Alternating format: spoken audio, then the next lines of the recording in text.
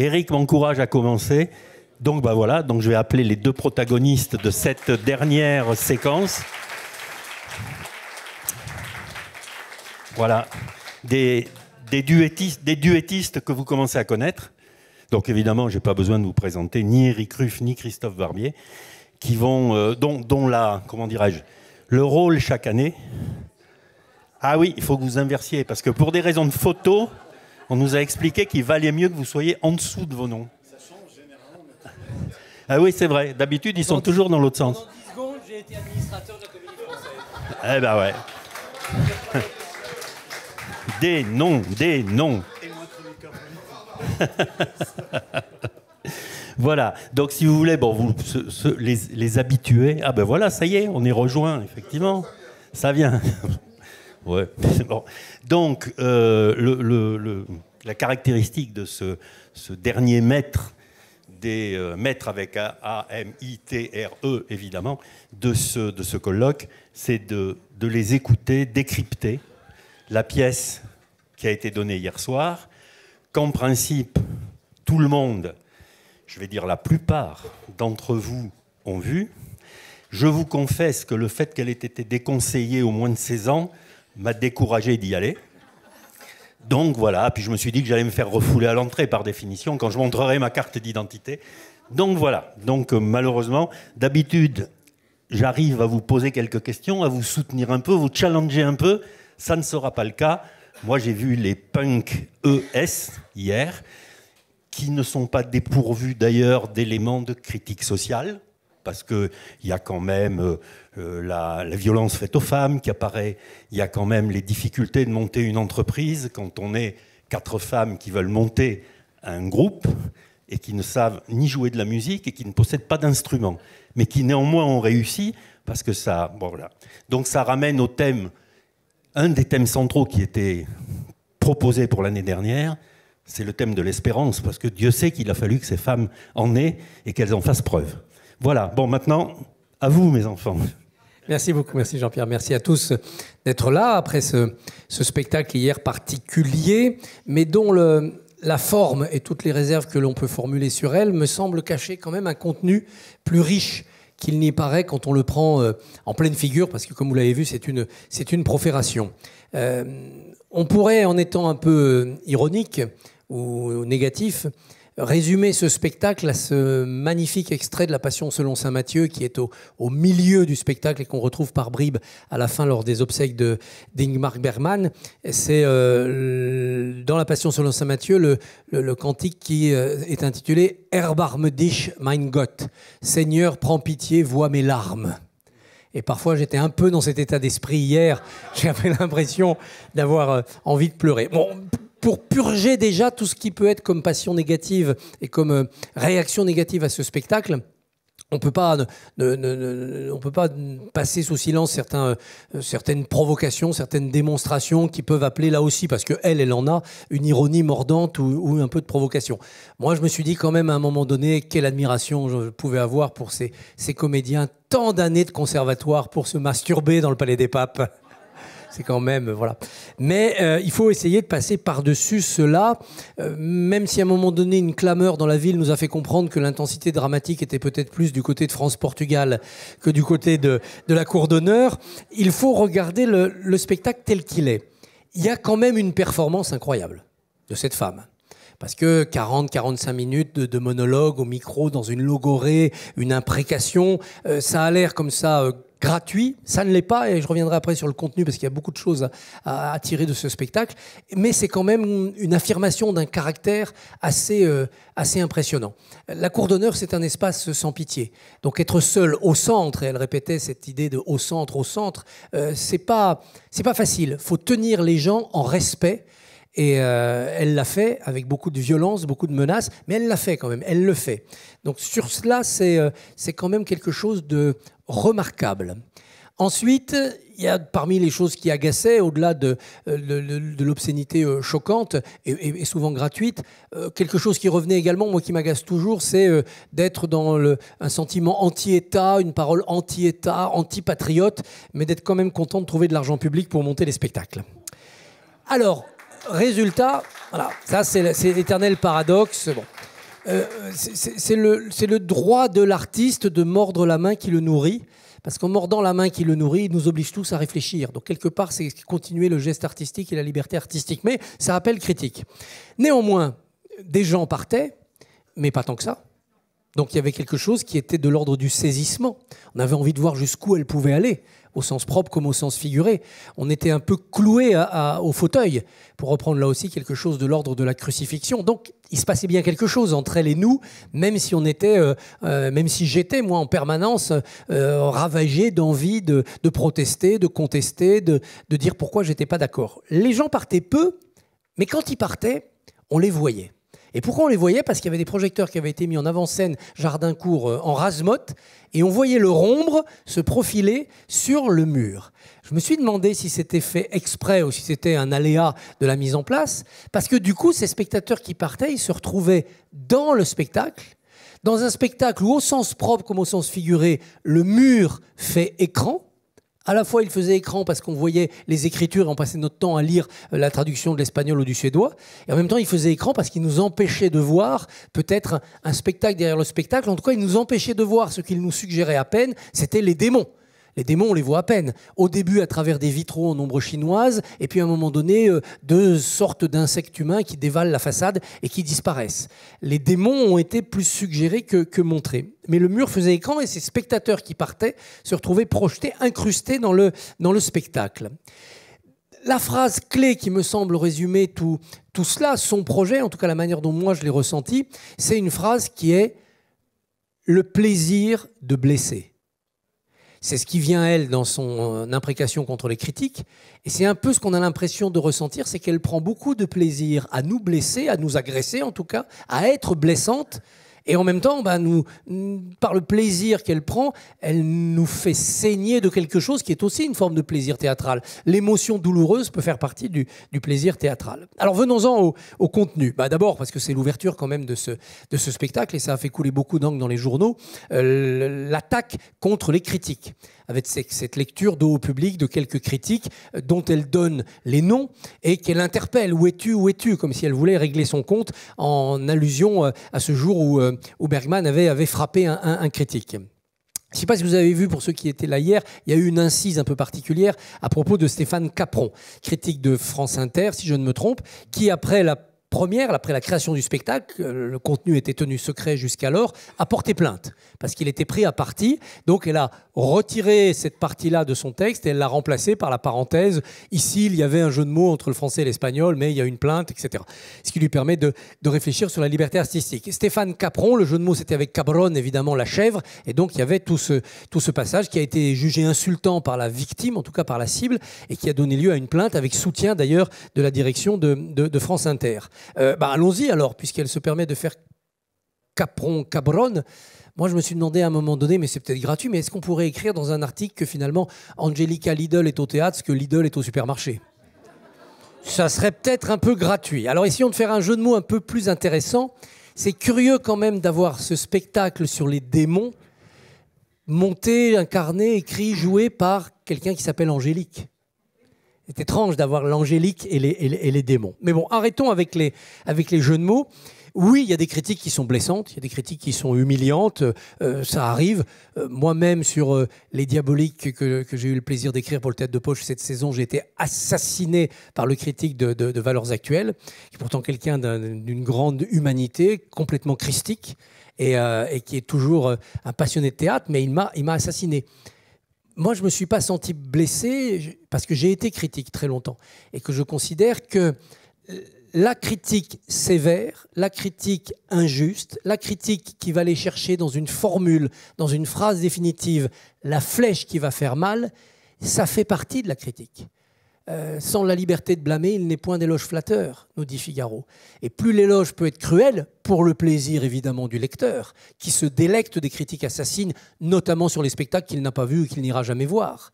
Ce plaisir qu'on donne au lecteur, ce plaisir cruel, ce plaisir sadique, il fait partie de la critique. Et comme elle le dit elle-même, un peu avant son texte, le critique est le troisième niveau auquel s'adresse le spectacle. Il y a les artistes, évidemment, qui font le spectacle, il y a les spectateurs et il y a les critiques. Elle inclut les critiques dans le cycle du spectacle. Elle ne les exclut pas, même si elle est très sévère avec eux. Le mot célèbre de Guitry, les critiques sont comme les eunuques, ils savent mais ne peuvent pas. C'est vrai qu'il y a de la frustration, c'est le critique. Il y a l'idée de, n'ayant pu être artiste, soyons sévères avec les artistes. Ça fait partie de cela. Ça fait parfois de très bons critiques. Et parfois, évidemment, des critiques qui ne sont que sacs de fiel et de venin. Mais elle nous inclut dans ce cycle-là. Qui n'a pas eu du plaisir à lire, pour les plus anciens, une critique de Jean Cau ou une critique de Jean-Jacques Gaultier et les critiques tièdes, les critiques mous, les critiques du oui mais ou du non mais ne sont pas des bons critiques. L'excès fait partie de la critique, tout comme la provocation peut faire partie du spectacle. Et finalement, en dénonçant les critiques, en les invitant dans son spectacle pour les détruire, pour les agresser, elle les inclut. Et elle nous fait réaliser que la critique est nécessaire. D'autant que, regardons les extraits qu'elle donne, les 3 ou 4 extraits. Tout ce qui est dit par les critiques dans ces extraits choisis est parfaitement exact. Parfaitement exact. En tout cas, justifiable. On peut trouver dans le spectacle d'hier matière à valider le jugement des critiques qui sont crucifiés par Angelica Lidl. Par exemple, et à un moment donné, elle dénonce un critique qui a dit que le spectacle était égotique. Son spectacle était égotique, son travail était égotiste. Mais qu'avons-nous vu hier, si ce n'est quelque chose qui est profondément égotique, pas égoïste, égotique, égotiste. C'est-à-dire qu'elle est le centre, elle s'y tient d'ailleurs et c'est important pour elle, du spectacle. Pour moi, cet égotisme a été consacré non pas par les 45 minutes de monologue, non pas par le fait qu'elle est omniprésente, mais par cette scène finale ahurissante, où on la voit revenir saluer dans un nouveau costume, rouge, couleur qu'elle n'a pas portée jusqu'alors, couleur de la même couleur que le tissu qui recouvre le cercueil de Bergman, et tous les autres comédiens, moins les principaux, mais tous les autres petits comédiens, entre guillemets, sont alignés au fond de la scène et l'applaudissent. Alors si là, on n'est pas dans le summum de l'égotisme et d'une sorte de narcissisme à la fois inhérent au travail de l'artiste et quand même qui en est aussi le talon d'Achille, parce qu'on sait bien qu'il n'y a pas de bon acteur, de bon comédien sans narcissisme. Mais si le narcissisme est plus fort que le comédien, ça pose une question quand même. Et elle m'a semblé, à ce moment-là, justifier ce qu'elle reprochait. Deuxième reproche dans les critiques qu'elle citait, un ou deux qui disaient, en fait, Angelica Lidl n'a rien à dire. Ben, regardons ce qu'elle a à dire. Et là, elle a des choses à dire. Elle dit des choses, en tout cas. D'abord, quelque chose qui m'a touché, moi, au début, qui est à peine évoqué. Et je pense que pour les spectateurs qui ne sont pas d'Avignon, qui ne connaissent pas l'histoire d'Avignon, ça passe complètement au-dessus de la tête des spectateurs. La glacière. Vous voyez cette allusion au début à la glacière, à la tour de la glacière, où elle nous dit « ça vous fait rien d'être assis sur des cadavres, d'être assis sur du sang ». La glacière, c'est un massacre qui a eu lieu dans la nuit du 16 au 17 octobre 1791 à Avignon.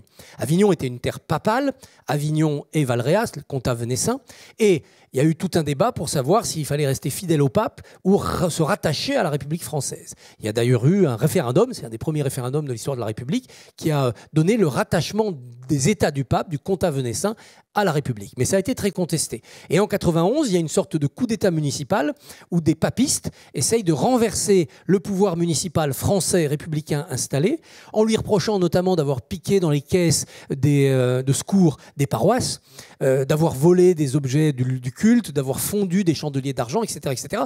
Et on tue le secrétaire général de ce pouvoir municipal, M. Lécuyer, et évidemment, il y a une répression terrible. Il y a une répression où on laisse aux plus ultras de la Révolution le soin de massacrer tous ceux qui avaient été emprisonnés après la reprise du contrôle par les Républicains. Il y a une scène célèbre où le responsable de la Révolution à Paris, un dénommé Jourdan, je crois, qui s'était vanté d'avoir coupé la tête du gouverneur de la Bastille le 14 juillet 1789, va au restaurant avec ses amis et laisse le palais des papes à la merci des plus ultras, des plus enragés, menés notamment par le fils de celui qui avait été assassiné par les papistes. Et là, ils vont massacrer toute la nuit, y compris d'ailleurs des prisonniers qui étaient là et qui n'avaient rien à voir avec l'affaire. Ils vont épargner simplement un vieux moine et puis 2 femmes. Et puis donc, ils sont là devant ce tas de cadavres amoncelés. Qu'est-ce qu'on peut en faire? Et il y a la tour de la glacière qui, comme son nom l'indique, servait à empêcher la glace de fondre parce qu'elle était profonde et fraîche. Et donc, ils percent un trou dans le mur de cette tour et ils jettent les cadavres dans le tour de la glacière. Il y a eu plusieurs dizaines de cadavres empilés. Le responsable de tout ça, Jourdan, sera guillotiné d'ailleurs après Thermidor quand la terreur est terminée. Et ce massacre de la glacière a longtemps été considéré par les historiens, c'est contesté aujourd'hui, mais comme l'anticipation de la terreur. C'est-à-dire que Avignon fait en octobre 91 ce que les massacres de septembre 92, puis toute la période de la terreur va consacrer, c'est-à-dire vous êtes suspect, donc vous êtes coupable, donc on vous assassine. Donc c'est pas pour rien qu'elle nous dit cela au début, hein. C'est pour installer quand même le spectacle dans une sorte d'amnésie du sang versé à cet endroit même. Ensuite, il y a un deuxième thème qui me semble intéressant à creuser, parce qu'elle le dit dans le programme, elle l'évoque à peine pendant le spectacle, c'est le thème bergmanien de la pornographie de l'âme. Qu'est-ce que la pornographie de l'âme? Liddell lui donne une traduction très, très simple, très, très claire. Elle dit, voilà, la pornographie de l'âme, c'est parler, montrer, parler de ce dont on ne parle jamais dans les dîners. Et ça éclaire beaucoup les trois quarts de cette profération initiale où elle met les spectateurs devant leurs contradictions, vous qui êtes assis à côté de ceux à qui vous mentez, que vous allez trahir. Enfin, cette volonté de montrer aux spectateurs, c'est-à-dire à cette bourgeoisie qui est le public du théâtre, un miroir honnête où il va pouvoir se regarder avec ses tares et ses défauts, y compris le lot de mensonges et de secrets qu'il cache au plus intime de ses voisins. Ça me semble donner une colonne vertébrale à toute cette première partie du spectacle. En revanche, j'ai trouvé que le contenu, l'hypocrisie bourgeoise qui était dénoncée, enfin tous les vices qu'elle met en avant, ne faisait pas faire un grand saut au théâtre contemporain en matière d'autopsie du cadavre de la bourgeoisie occidentale. Quand je relis Victor ou Les enfants au pouvoir de Roger Vitrac, c'était il y a 100 ans, ça me semble bien plus audacieux et transgressif par rapport à la société de l'époque que de voir ce petit garçon qui a décidé de se suicider le jour de ses 9 ans et qui va dire leurs 4 vérités à un militaire, à un religieux, à ses parents.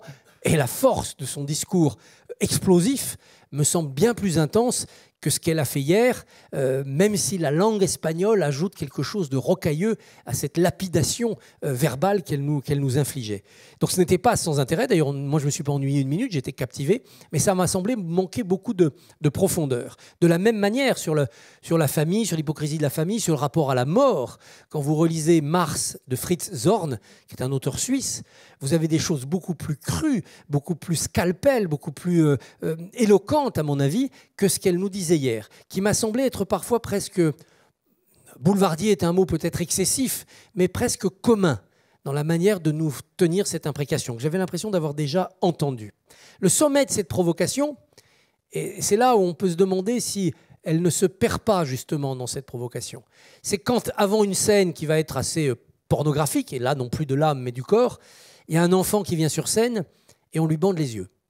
Donc cet enfant est là, sur son fauteuil roulant, il ne voit pas ce qu'il n'a pas le droit de voir. Je ne pense pas qu'il aurait été autorisé à participer au spectacle s'il avait été témoin de ce qu'elle nous montrait. Donc il y a une idée de dire, voilà, je le fais sans le faire, mais j'aurais bien voulu le faire, et ça vous plairait que je le fasse, puisque vous êtes des homopédophiles ou des hétéropédophiles, comme elle nous lit dans son texte. Il y a eu quelque chose là qui me semblait relever de l'ambiguïté un peu gratuite et un peu perverse. Et autant sa profération est de plein pied, c'est vraiment de la boxe, c'est elle contre nous, autant là, ça m'a semblé un petit peu pervers. Par ailleurs, sur la réflexion sur la vieillesse et la mort, ça m'a fait penser à cette publicité pour les assurances, vous savez, où on voyait un enfant naître du ventre de sa mère, et il était expulsé comme un obus dans le ciel, et il était adolescent, adulte, vieillard, et pouf, il tombait dans sa tombe. Vous vous souvenez de cette publicité où on avait la vie d'un homme résumée en 15 secondes? C'était techniquement très bien fait et esthétiquement terrifiant. J'ai eu l'impression qu'elle procédait par un raccourci du même acabit. Mais bon, la vieillesse, la mort, c'est un thème qu'elle creuse à l'occasion de ces funérailles de Bergman. Là aussi, si je voulais être méchant, je dirais, vous avez aimé les chaises de Ionesco, vous adorez les chaises roulantes d'Angelica Liddell. Hein, parce que cette invasion de chaises roulantes dans un ballet un peu facile, mais bon, pourquoi pas. Pourquoi pas. En tout cas, cette volonté de nous montrer de manière crue la décadence, la déliquescence de la vieillesse et de la marche vers la mort, avec tous ces vieux qu'on ne veut pas voir dans notre société et toute cette vieillesse et cette putréfaction qu'on ne veut pas voir en nous.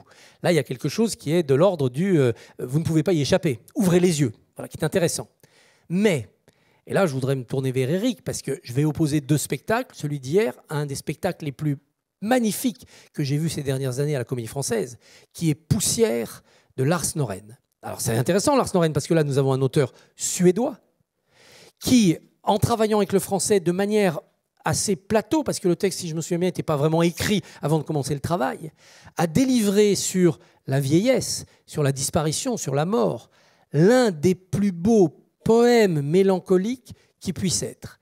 Et je réfléchis encore à la mort et au temps qui passe en pensant à ce spectacle, alors qu'à mon avis, je ne penserai plus à ce spectacle dans quelques mois, quand me viendront des idées sur la vieillesse ou sur la mort. Quand je vois qu'elle termine en disant « le temps est assassin », ce qui me semble d'une banalité la plus convenue, on trouve ça même dans une chanson de Renaud très célèbre. Bon, c'est très bien, le temps est assassin, mais ça me semble faible comme propos, en tout cas éculé, alors que le Lars Norén, le poussière de Lars Norén, ou des personnes âgées, avec en plus une jeune personne handicapée dans le spectacle, se retrouvent tous les ans dans une sorte d'hôtel au bord de la plage en Espagne et se voient disparaître, se voient décliner les uns après les autres dans une sorte de solidarité, mais aussi d'ignorance des uns des autres qui était bouleversante. Ça m'avait beaucoup plus profondément touché.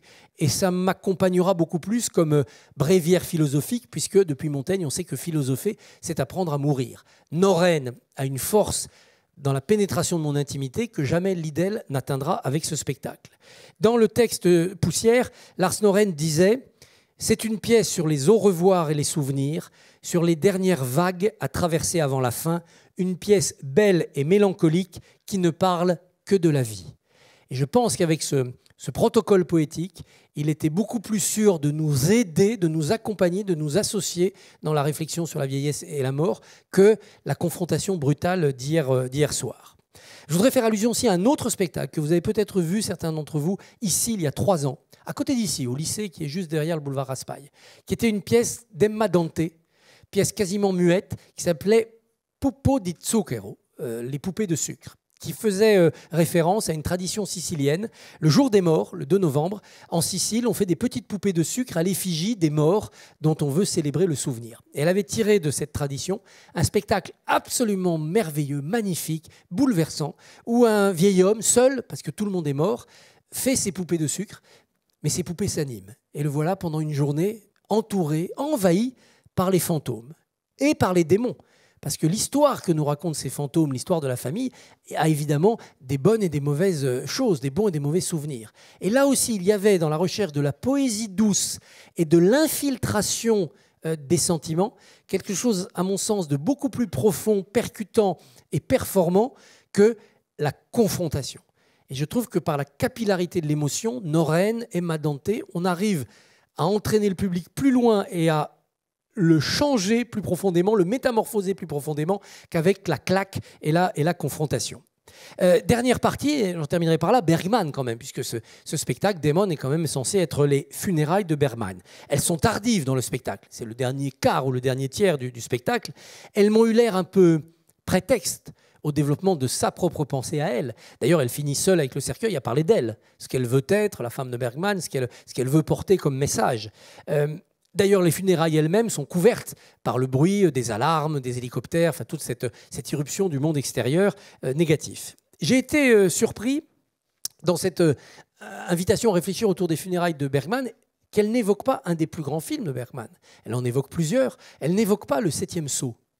Pourtant, Dieu sait si parmi les films de Bergman, celui-là a marqué l'histoire du cinéma. Et surtout, c'est vraiment le film de Bergman sur la mort. Vous vous rappelez l'histoire du Septième Sceau, un chevalier teutonique, Antonius Bloch, qui revient de la croisade au XIVe siècle et qui arrive dans une Europe, une Scandinavie assez d'ailleurs informe, ravagée par la peste. Et il croise la mort. Il engage avec la mort un dialogue, une partie d'échecs, dont l'issue doit être sa propre mort à lui, et c'est l'occasion de réfléchir sur la vie, l'amour, tout ce qui est éphémère, et bien sûr sur Dieu. Pourquoi ne fait-elle pas allusion à ce film, tellement fondamental, à mon sens, pour le sujet dont elle traite? Il y a une impasse là que je trouve surprenante. Il n'y en a pas un mot, ni dans le programme, ni dans la pièce. Enfin, elle fait référence beaucoup à une pièce mise en scène par Bergman à de nombreuses reprises, qui est Le Songe de Strindberg. Alors moi, Le Songe, je ne l'ai jamais vu. Il est assez peu monté d'ailleurs en France. Donc je suis allé voir ce qu'était cette pièce. C'est intéressant.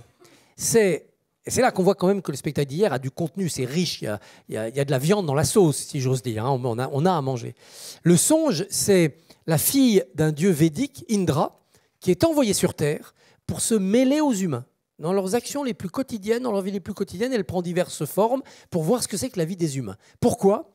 Parce que le Dieu en a marre que les humains se plaignent tout le temps et il veut vérifier s'ils ont de bonnes raisons de se plaindre. Et quand elle termine ce tour, en étant passée notamment par la vie routinière des familles les plus banales, elle finit par donner le verdict, oui, les hommes ont des raisons de se plaindre. Et là, évidemment, ça rejoint la phrase tirée d'un film de Bergman dont elle fait son mantra, les gens, comme je les plains, les gens. Mais à certains moments, les gens, comme je les plains, les gens, je me suis dit que c'est ce qu'elle devait penser vis-à-vis de nous. Voilà.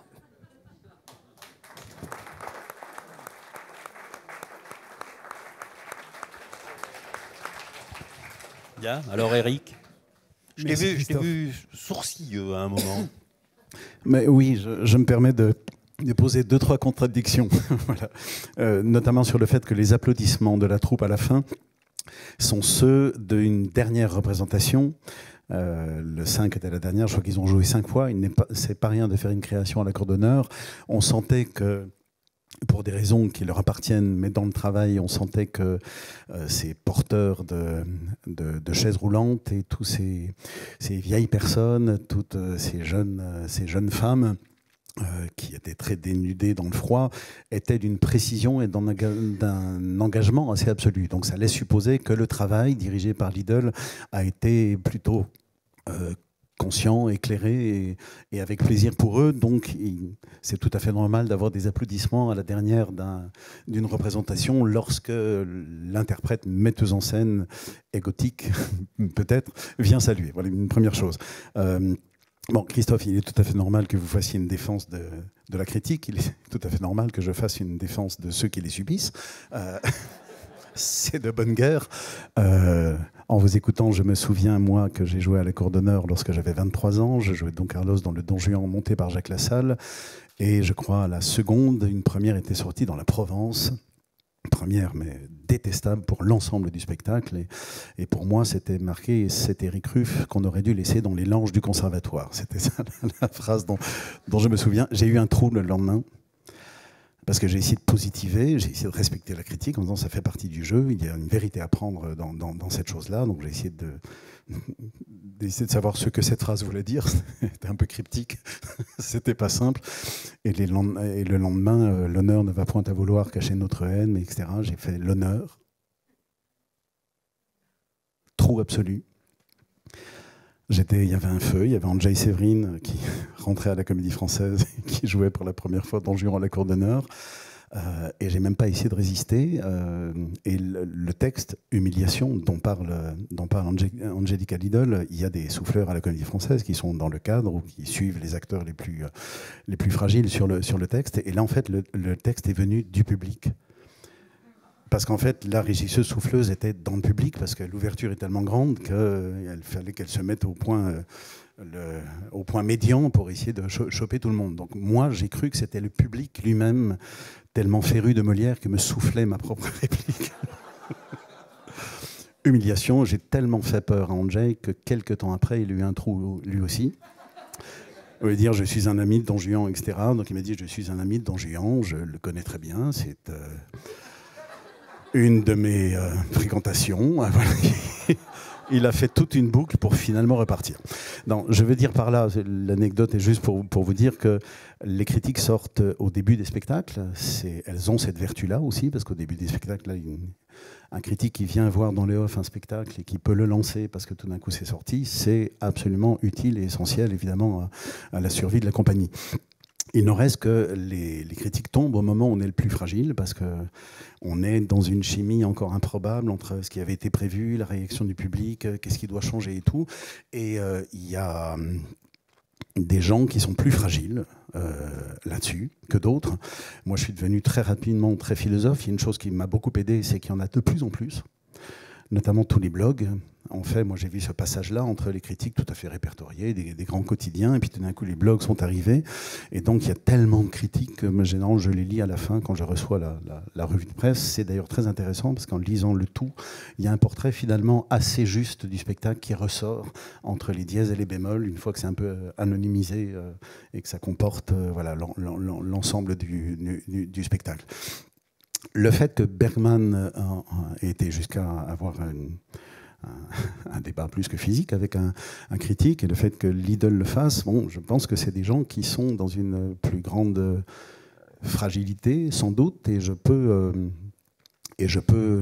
vraiment tout à fait l'entendre, cette fragilité-là. Alors, on pourrait se dire, mais Lidl est un petit peu gonflé d'aller chercher ce petit scénario de Bergman pour finalement ne faire que ce qu'elle fait dans tous les autres spectacles, comme s'il y avait une chose qui était prétexte, mais pourquoi pas. J'imagine que quand on connaît l'œuvre de Bergman, on a monté Fanny Alexandre il n'y a pas si longtemps à la Comédie Française, la rage espagnole de Lidl est loin de la violence tue intrafamiliale qui est généralement celle des pays du Nord, en tout cas quand elle se passe. C'est pas du tout la même expression, et en même temps, je vois très bien qu'il y a un partage là-dessus qui me paraît pas, qui me paraît juste. Voilà. Ensuite, moi j'ai vu 2 fois le spectacle. Je l'ai vu à la première parce que les mécènes de la Comédie Française à qui on proposait le grand extérieur architecturé et puis le grand extérieur ce soir à Boulbon minéral, on ne savait pas encore c'était Lidl, donc je suis allé voir avant pour pouvoir avoir 2-3 précautions. Je l'ai fait, ça n'a servi à rien. Vraiment, apparemment, ça n'a servi à rien. Et moi, je leur disais que j'avais plutôt été très impressionné par ce spectacle. J'ai peut-être pour moi le fait que je n'ai pas vu tous les spectacles de Lidl depuis une quinzaine d'années. La dernière fois que j'en avais vu un, c'était il y a 15 ans au lycée de Saint-Joseph, je crois. Donc la réitération d'une espèce de vocifération qui peut sans doute paraître pénible et trop récurrente au bout d'un moment, je ne l'avais pas. J'étais assez neuf par rapport à ça. J'ai vu pas mal de gens sortir. Il y avait très peu de gens qui sont sortis à la première, beaucoup plus hier. Et alors c'était assez curieux parce que je regardais les gens qui partaient, on les voyait bien, et effectivement, avec le phare dans la tête, en passant le côté, il y avait quand même beaucoup de gens très jeunes. Ce qui m'a très étonné parce que c'était sans doute les mêmes qui applaudissaient sur certains, voilà, dans le contexte politique qui est le nôtre. Il y a beaucoup de choses qui ne tombent pas dans l'oreille de sourds des lecteurs, etc. Voilà. Mais j'ai été étonné parce que la jeunesse, généralement, je pensais que c'était eux qui allaient rester, que des gens un petit peu choqués, voilà, par la branlette du pape ou des choses comme ça, allaient décrocher. Alors je me suis dit, mais la charge est tellement lourde que peut-être que pour cette génération dont la charge est déjà lourde, le fait de devoir vivre, voilà, on leur dit incessamment que catastrophe climatique, catastrophe politique potentiellement, etc., est assez lourde pour que rajouter une pelletée de terre là, sur la brouette paraît très difficile pour eux. Je l'ai un peu pris comme ça. Moi, j'ai adoré ce moment qui pour moi c'est pas qu'une grande actrice, c'est une grande actrice, performeuse. Techniquement, ce qu'elle fait 5 jours de suite, c'est très impressionnant. On a l'impression que sa rage outrepasse la fragilité au nom de ses cordes vocales. C'est insensé comme ça tient. La vélocité de la parole, la mémoire aussi pour aller aussi vite là-dedans. Et moi, j'ai vu, c'est la première fois de ma vie, de ma carrière, que je vois réellement cette chose-là, qui est un élément, un des thèmes récurrent du théâtre classique, du théâtre préclassique, du théâtre antique, qui est la malédiction. On a plein de malédictions, les Irini, pour qui sont ces serpents qui sifflent sur vos têtes, les sorcières de Shakespeare, etc. Généralement, on sort toujours avec un acteur qui gueule un peu et qui montre un doigt vengeur et qui menace le roi de ce qui va lui arriver. Là, j'ai eu l'impression de subir théâtralement une malédiction avec une puissance d'évocation. C'est comme si c'est la première fois que je comprenais ce que pouvait être une malédiction. C'est-à-dire une chose qui arrive avec une densité, comme un vol de sauterelle qui prend tout sur le champ, comme ça. J'ai trouvé ça extrêmement impressionnant. Et oui, la langue n'est pas toujours... oui, elle ne dit pas des choses qu'on n'aurait pas déjà entendues. Mais la manière, la violence, la densité avec laquelle elle l'a dit, je me suis dit, ce n'est pas que la qualité de l'actrice ou de la performeuse, c'est aussi une rage sans doute personnelle. Moi, ce que je me suis dit pendant tout le spectacle, avec plein de bémols dont je vais vous parler, mais j'y ai vu une très grande sincérité. J'ai eu l'impression que cette femme... J'ai pensé à Camille Claudel. J'ai pensé à une femme tellement blessée, tellement angoissée, tellement en colère qu'elle ne pouvait pas faire autre chose que de dire, que de crier, que d'expulser toujours la même chose. quel que soit le prétexte, finalement. Est-ce que c'est Bergman? Est-ce que c'est autre chose? Finalement, on doit prendre des prétextes. Et même, j'ai lu L'Enfant, le bandeau, La Tour de la Glacière, Bergman. J'ai l'impression que c'est des petits signes qu'elle met comme ça, sans savoir exactement ce que ça va donner. Et j'ai l'impression que ça n'a pas tant de sens que ça, que ce qui importe pour elle. Et c'est pour ça qu'on peut presque dire, mais est-ce que c'est un one-woman show? Qu'est-ce que c'est que cette femme qui se met au centre et qui dirige un petit peu en disant ben maintenant vous sortez, maintenant vous arrivez, etc. Il y a 2-3 gestes qui sont presque ceux d'une chef d'orchestre un peu indifférente par rapport à l'ensemble des gens qu'elle a sur le plateau. Mais moi, je me suis dit, elle ne peut pas faire autrement que ça. J'ai l'impression qu'elle ne peut pas, mis à part hurler sa peur, sa compassion d'une certaine manière. Parce que quand on dit « comme je vous plains », effectivement, on peut l'entendre, ben, je te plains. Hein. On peut le prendre violemment en se disant pourquoi tu me plains, je n'ai pas besoin que tu me fasses ce portrait-là, je sais comment vivre, etc. On le prend parce qu'il y a cette violence-là, dans ce sens-là, dans cette acception-là, mais il y a de la compassion là-dedans. Il y a sur ce qu'elle charge sur la religion, quelqu'un qui serait indifférent, elle a une foi profonde, mais une foi qui n'arrive pas à se poser là où les autres pourraient le poser, mais on sent qu'il y a un vide, une carence. Elle fait un rite qui n'est pas païen d'ailleurs. La robe rouge, le truc rouge, sans que oui, les ors espagnols de la religion espagnole, elle en est remplie, sauf qu'elle n'arrive pas à respecter ce qu'on lui a dit de respecter, comme je me souviendrai toujours de ce que notre doyenne Catherine Samy disait de Catherine Yagel, quand Catherine vitupérait sur tout du matin au soir, elle haussait les épaules en disant mais elle est née en colère. Voilà. Et l'idole, je ne sais pas quelle brûlure elle a eue, je ne sais pas ce qu'elle dit de ses parents dont elle souhaitait la mort, des choses apparemment plus violentes qu'elle a énoncées.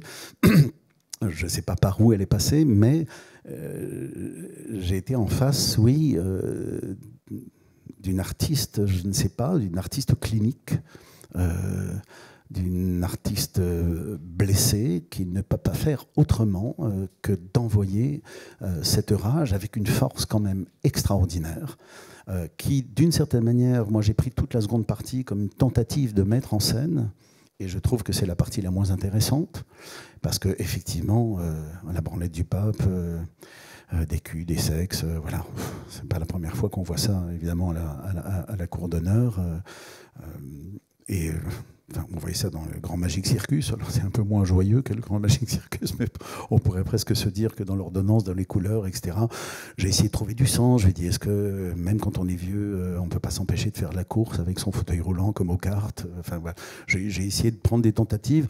J'ai eu l'impression au bout d'un moment qu'elle tentait de nous raconter, parce que c'est Damon, une sorte d'enfer à la Jérôme Bosch, comme si elle essayait de mettre...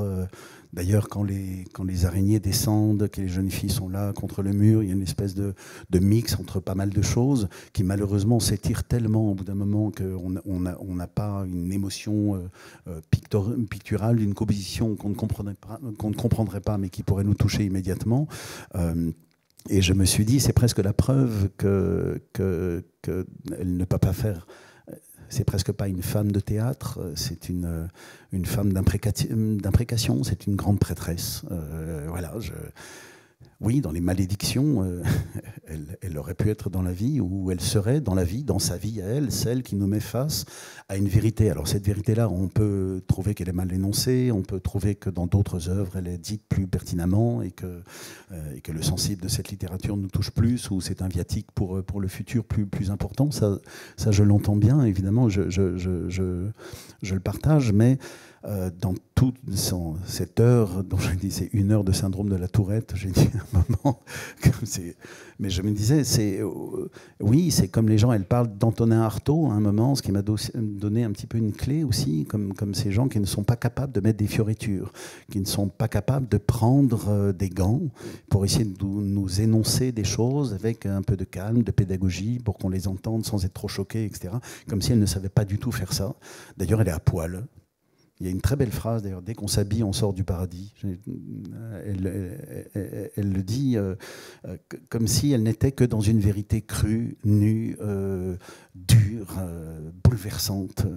Et je crois qu'on est dans une époque un petit peu dure, ce qui fait que je crois que les gens partent aussi en disant c'est trop. Voilà, on verrait ce spectacle-là en plein carnaval de Rio avec des plumes partout et de la joie et des fanfares. On se dirait ok, ça marche un peu. Là, en ce moment, c'est peut-être pas le spectacle qu'il fallait. Ça nous appuie un peu sur la tête et ça nous fait un petit peu plonger. Mais encore une fois, j'ai trouvé ça extrêmement intéressant. Ensuite, est-ce que ça a un sens? Beaucoup d'entre vous m'ont dit, ce serait bien que tu nous éclaires sur le sens. Et en fait, moi, j'en ai pas. Finalement, je n'ai pas été déçu parce qu'assez rapidement, je n'ai pas cherché de sens. D'ailleurs, j'aime plutôt les spectacles qui me laissent un peu pantois sur le sens, parce que je me dis qu'il y a des logiques, j'appelle ça des logiques de rêve éveillé. Quand on rêve entre deux eaux, comme ça, en conscience, on traverse des choses très bizarres. Notre mère est sur un pommier, etc. On ne met pas en cause le fait que maman est sur un pommier. On se dit, j'étais en train de dormir, tout ça. J'en parlerai à mon psy demain, mais ces choses qui se mêlent comme ça à la présence des acteurs, des actrices du Dramaten. Voilà, on peut soupçonner que c'est presque un truc de coproduction. Enfin, voilà, Bergman a dirigé le Dramaten pendant extrêmement longtemps. Cette petite scène avec ces deux acteurs qui jouent en suédois assez magnifiquement. D'ailleurs, on a l'impression que tout d'un coup, quelque chose se construit, effectivement. Donc, c'est comme une bulle de partage à un moment. Cette homélie, pourquoi à chaque fois que ça chante, il y a des sirènes? Pourquoi, dès qu'elle commence à jouer si magnifiquement du violoncelle, il y a des scuds qui arrivent? Est-ce qu'elle nous dit que la beauté est impossible, que nous la gâchons de toute façon, qu'on ne sait pas reconnaître l'enfant, qu'on gâche la vie de l'enfant en baisant dans la chambre d'à côté, ce qu'elle dit aussi à plein d'endroits? Je ne pense pas que ça soit aussi pensé que ça. C'est comme une espèce de rage qui se déverse. Et sur la qualité même, on sent bien que quand quelqu'un se met en colère, quand on se met nous-mêmes en colère, c'est rarement le moment où on arrive à raisonner le mieux. Évidemment, on est dépassé, et que l'ensemble de ces bordels de putains, de fils de pute, etc., sont finalement les réflexes qu'on a pour déborder notre colère quand on ne sait plus quoi dire, si ce n'est qu'on trouve ça extrêmement injuste ou qu'on a envie d'agresser les choses. Donc encore une fois, j'ai vu ça comme un gros nuage biblique qui passait, et ça m'a beaucoup fait rire, parce qu'au bout d'un moment, on se dit, mais pourquoi est-elle aussi méchante? Pourquoi elle nous en veut autant? Il y a un moment où ça... D'ailleurs, j'ai compris sans le comprendre. Il y a eu deux réactions à Armel Elio. Armel, tu es là? Armel qui écrit un spectacle en disant, c'est bête que mes parents soient plus là parce que j'ai été cité à la cour d'honneur. Je suis quand même très fier. Le Lidl, si vous voulez être dans le prochain spectacle, faites-le parce que vous serez cité, Christophe. Mais elle a réagi comme ça. Alors que Stéphane Capron, effectivement, la charge était lourde, mais la charge était tellement lourde que ça n'est pas lui qui est visé, ça n'est plus personnifié. C'est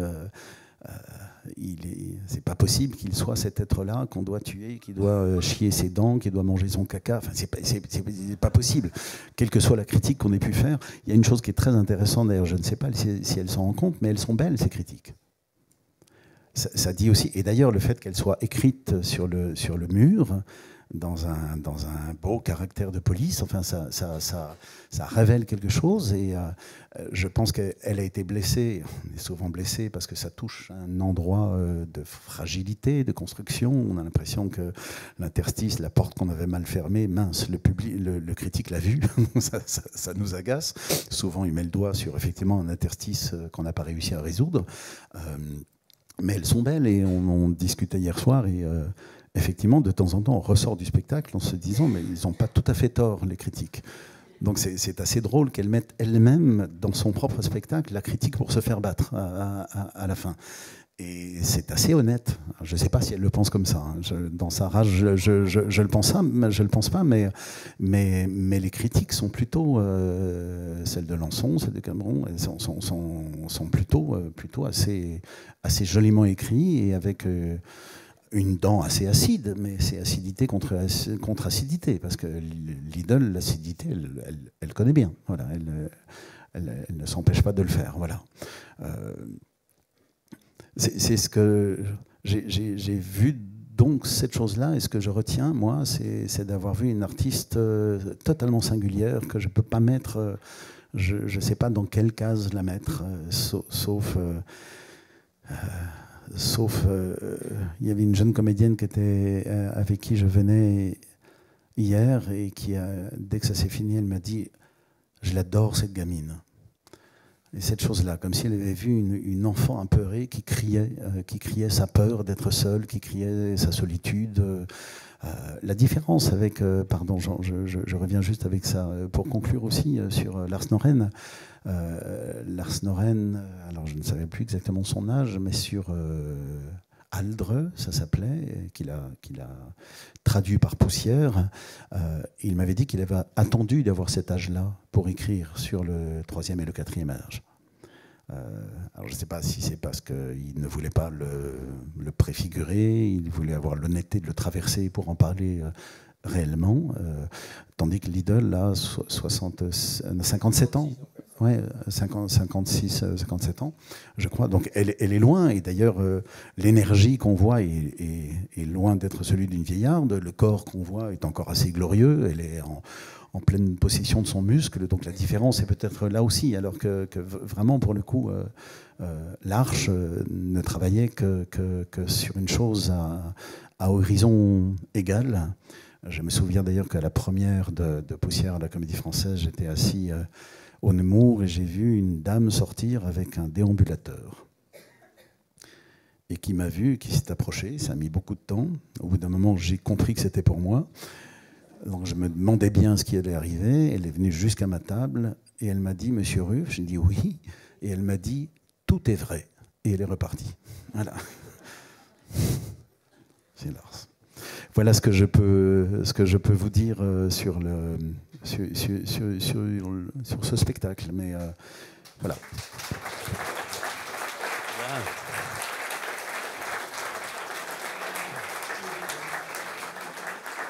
Merci. Alors, merci évidemment, merci à vous deux.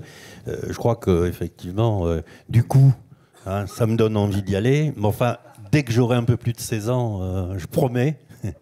Bon, est-ce qu'il y a, on peut prendre peut-être une ou deux questions, ou peut-être une ou deux remarques de la salle, un ou deux commentaires?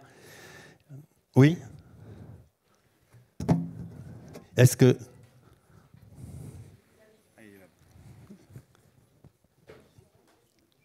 Ah, voilà. Voilà. Bon, je vais reprendre les principes de Fred. Vous demandez de vous présenter, et oui, puis questions ou commentaires courts pour une réponse courte, s'il vous plaît. Claire Guillemin, commentaire très court. Moi aussi, ce matin, j'ai pensé au tableau de Jérôme Bosch, en fait. Mais j'ai aussi pensé à un autre peintre, qui est Goya, et à cette espèce de folie, d'obscénité parfois aussi. Vous n'avez pas prononcé un mot qui est la miséricorde aussi. Moi, j'ai ressenti beaucoup de miséricorde pendant ces 2 heures. Alors, pardonnez à qui? J'en sais rien. Je n'ai pas compris non plus. Peut-être à Bergman, d'ailleurs. Voilà.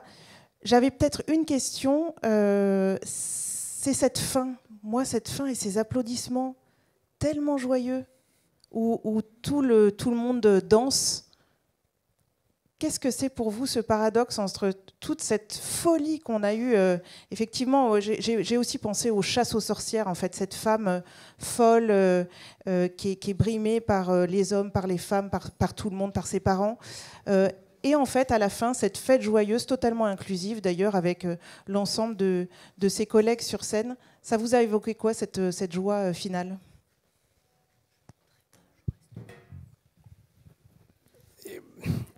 J'entends le côté collectif de cette troupe vivant sur elle-même, avec visiblement une metteuse en scène dont la personnalité est tellement forte qu'on a presque un phénomène de gouroutisation, parce que tout est fait autour d'elle, pour elle et par elle.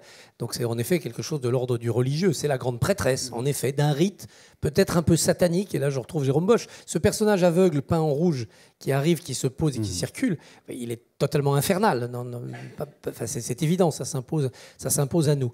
Donc la gaieté d'avoir dans ce lieu magnifique, mythique, où jouer pour un acteur, qu'il soit français ou suédois, est un aboutissement, un rêve, explique peut-être cela, surtout un soir de dernière, après des représentations qui ont été compliquées, parce que la pièce a été accueillie diversement. D'accord, j'entends cela. Moi, je ne peux quand même m'empêcher d'y voir quelque chose qui montre la limite de l'objet artistique et de son partage, mais plutôt dans l'impression d'avoir mené une messe noire, un exercice pendant 5 jours entre nous, entre eux. Ça m'a quand même troublé. Et dans les applaudissements du public, moi, je n'ai pas senti de gaieté ou de joie. J'ai senti des applaudissements d'approbation. De la performance, du langage porté, des messages passés. J'ai senti que ce n'était pas des applaudissements de politesse, que c'était des applaudissements d'approbation. C'est là où je pense qu'il y a quand même quelque chose, comme je vous disais, il y a du contenu dans ce spectacle. Ce n'est pas qu'un exercice de performance imprécatoire. Il y a quelque chose, ça fait réfléchir, ça nous entraîne, ça nous dérange, donc ça nous oblige à bouger. Mais je n'ai pas ressenti de légèreté, de joie. À part entre eux, en effet, peut-être d'avoir vécu une semaine magique dans ce lieu incroyable, sous les étoiles. Donc voilà.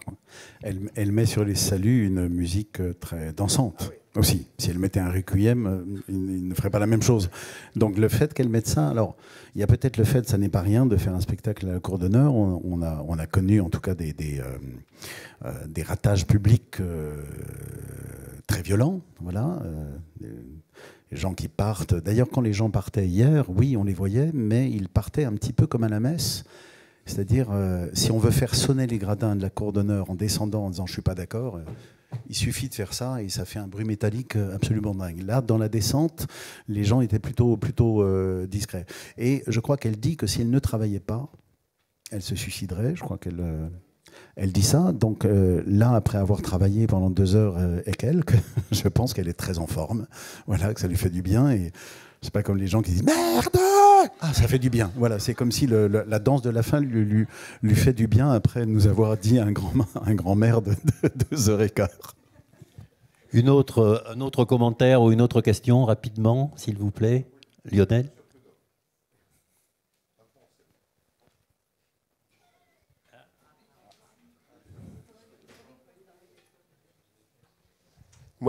Je suis assez surpris sur une question qui est peut-être un peu extérieure, c'est sur l'évolution alors peut-être des représentations au festival et au festival d'Avignon sur le IN, mais quel est votre point de vue sur le fait de la nudité en fait dans les pièces de théâtre, qui me semble être à Avignon en tout cas un phénomène croissant, et qu'est-ce que ça apporte finalement? Ou ce que ça dit de notre époque, ou qu'est-ce que ça apporte en fait au geste théâtral?